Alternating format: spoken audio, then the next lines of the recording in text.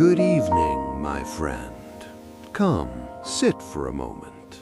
The day is done.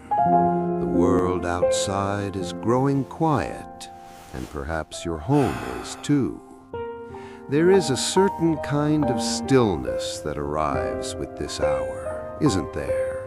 A stillness that can feel like a comfortable blanket, or something else entirely, an unnerving quiet. For so many years, this time of day was a crescendo, a symphony of managed chaos, the frantic morning rush to get everyone out the door, the mental checklist of the day's duties, the evening return, the sound of children finishing their homework at the kitchen table, the smell of dinner cooking, the clatter of plates being cleared. Your life was a magnificent, exhausting performance. You were the conductor, the steady hand that kept it all in rhythm, ensuring every note was played on time. You built this life brick by painstaking brick, sacrifice by quiet sacrifice. You mastered the art of being what everyone needed you to be, the tireless parent, the dependable employee, the comforting child to your own aging parents. You were the rock, the one everyone turned to when their own worlds began to shake. Your identity was forged in the fire of your utility. Your value, you were taught, was measured by your productivity, by your capacity to solve, to fix, to provide. But now, in the quiet, in these long, deep moments when the only sound is the ticking of a clock that has measured out so much of your life, do you ever feel it?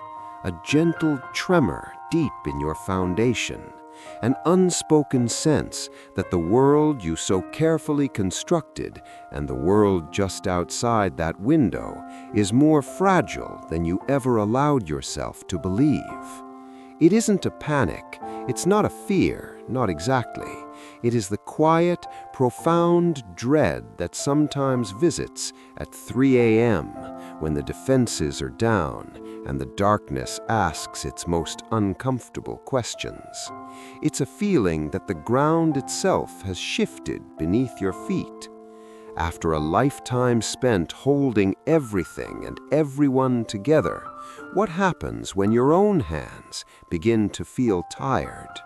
This feeling is not a stranger. It visits many of us in this season of life. It sits with us in the empty chair at the dinner table. It whispers to us in the middle of the night. It is the silent companion to a life of deep love and profound responsibility. And it asks a simple, searching question. After taking care of everyone else for 50 years, who is here now to take care of you?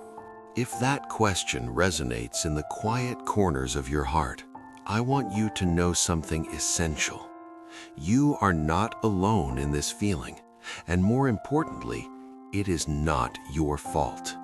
For decades, you have carried the honorable burden of care, and for decades, you lived by an unwritten, almost sacred code, the gospel of work.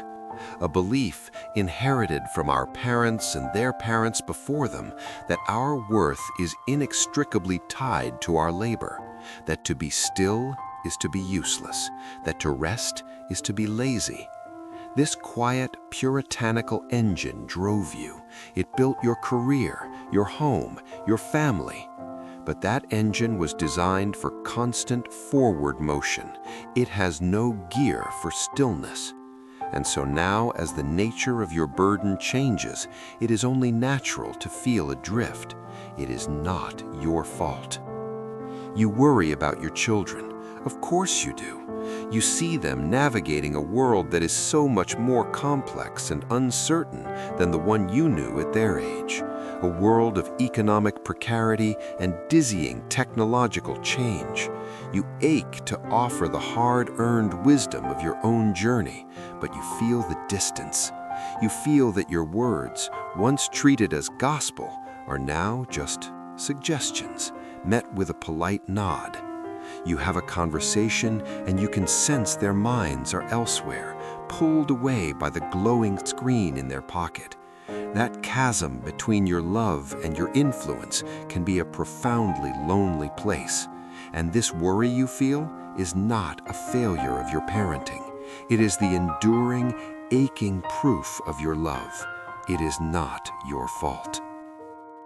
Then there is the quiet conversation you have with your own body, this faithful vessel that has carried you through 80 seasons of life, through tireless work and sleepless nights.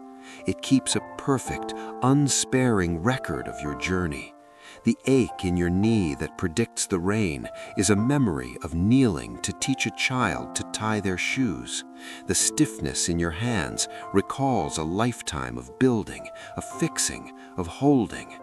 You look in the mirror and see a map of a life well lived, but you also feel the changes, the new limitations, and the world whispers that this is decline.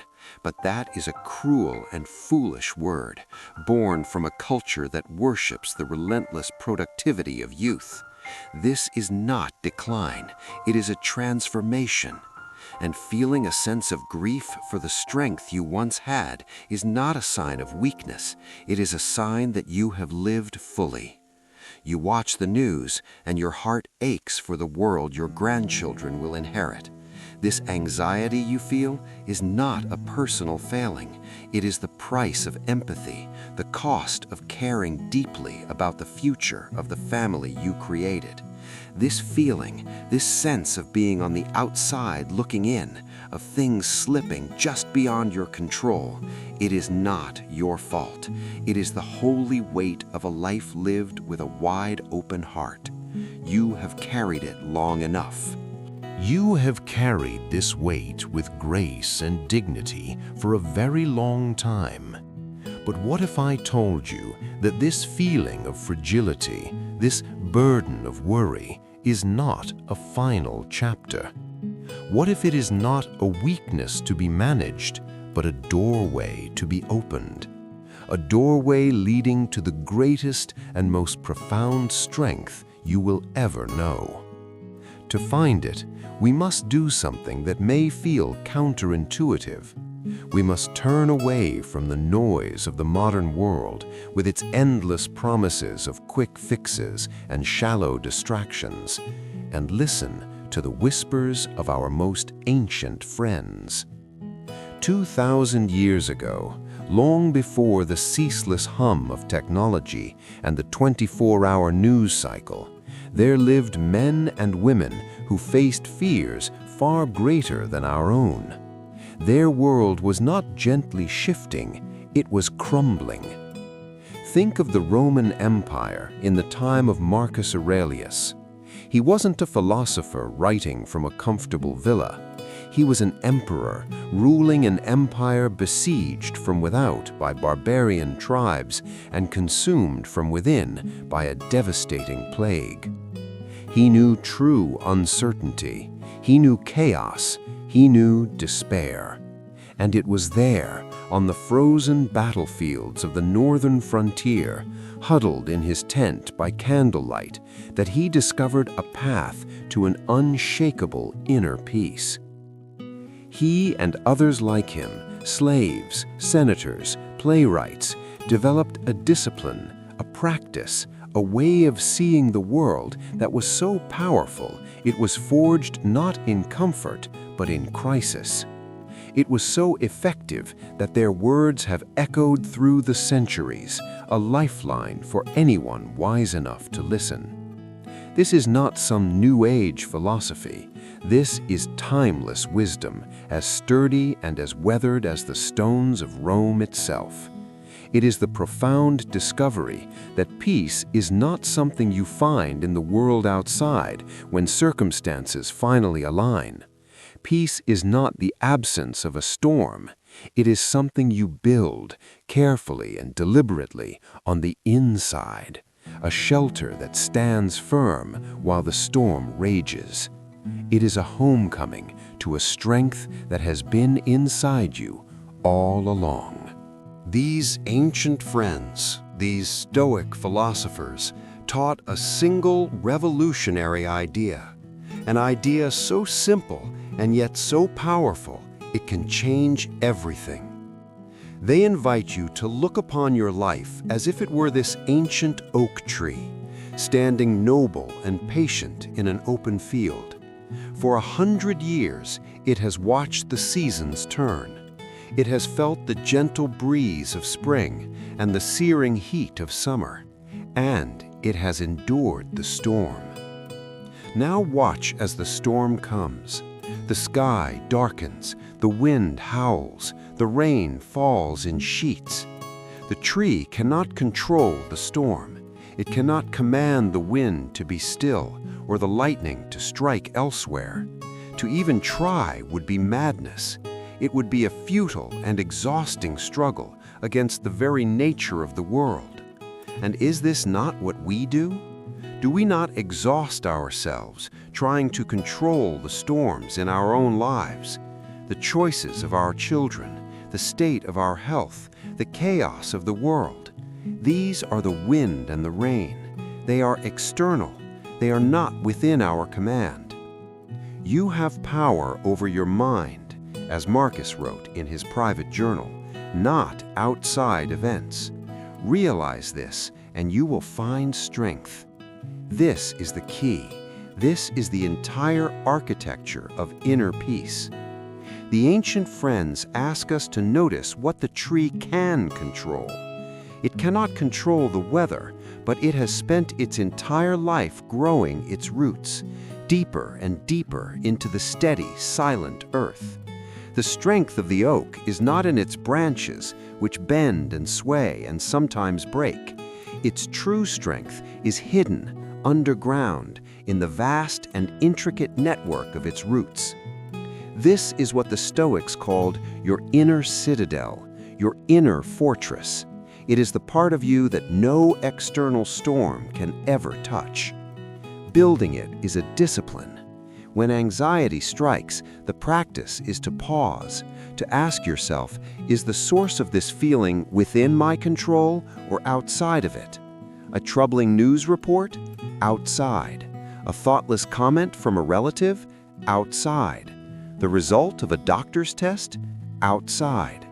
These things are the lashing rain, but your response, your interpretation, your choice to meet these events with wisdom and calm rather than fear and anger, that is your root system.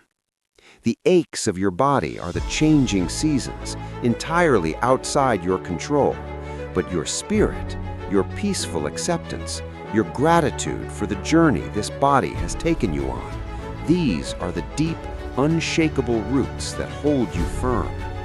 The work of this season of life is not to fight the storms. That is a young person's game, and it is a losing one. The work now is to tend to your roots, to build a fortress of peace inside of you that no outer turmoil can ever breach. Building this inner fortress is not a grand, difficult project. It is a series of small, quiet shifts in perspective. It is a gentle, daily practice of letting go. Let us begin with the heaviest weight you carry, your adult children. Your love for them is a force of nature. For decades, your job was to protect them, to guide them, to build their ship. And you did it. You built a strong and worthy vessel.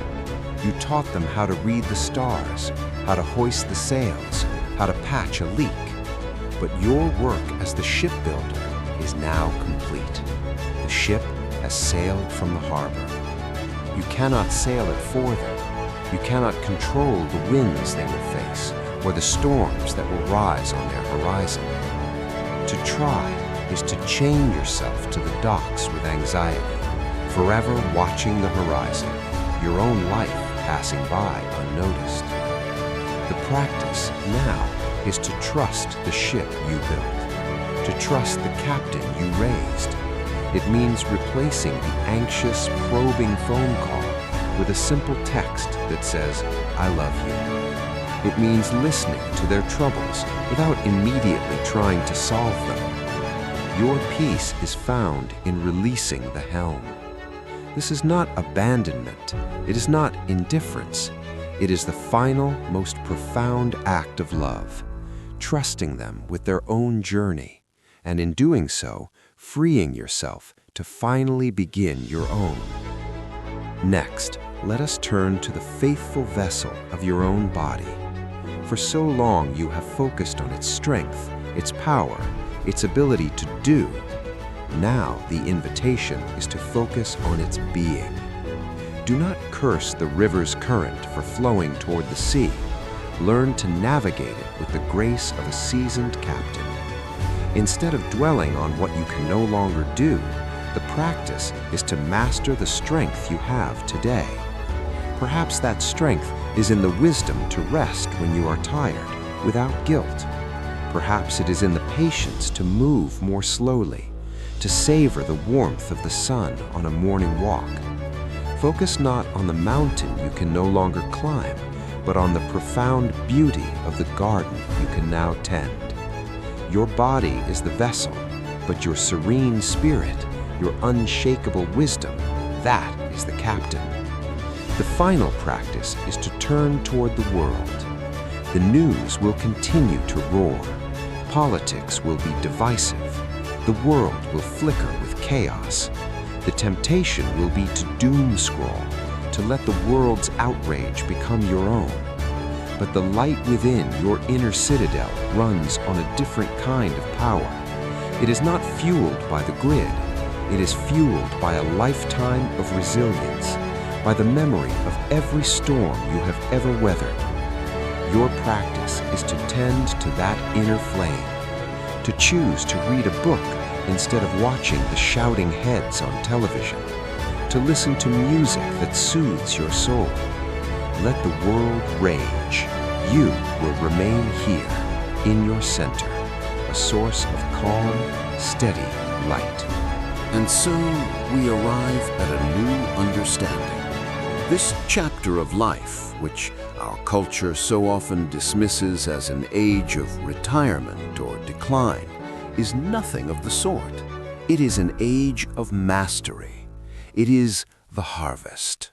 All the seasons of your life, the hopeful planting of your youth, the tireless tending of your middle years, the storms you endured and the droughts you survived, all of it has led to this. This is the time to gather the extraordinary wisdom that has grown in the soil of your soul. Your work is no longer to build, to strive, to control. That was the labor of other seasons. Your work now is to be. Your legacy, you will find, is not in the things you leave behind. It is not in the money or the property or the heirlooms. Your true and lasting legacy is in the peace you embody now. It is in the quiet strength that emanates from you, reassuring everyone in your orbit that calm is possible even in a storm.